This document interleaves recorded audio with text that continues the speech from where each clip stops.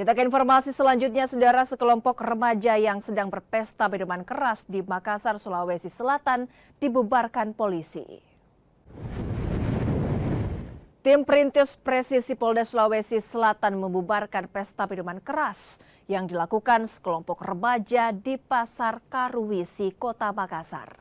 Para remaja ini bilang pesta miras tradisional jenis balo digelar agar tetap segar dalam bertugas menjaga ikan milik majikannya.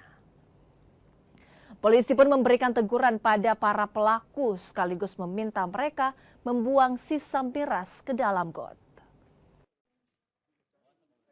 Sementara kami melaksanakan strong point di Pasar Karuwisi ini, jadi kami menemukan ada 4 pemuda yang katanya sementara jaga barang di pasar ini.